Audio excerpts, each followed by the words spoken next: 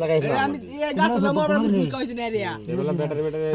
আমি কি রে ইটা আগুন দিছে বাজার সালে পতো কুলো বড়া কুচি গেলি কুমলা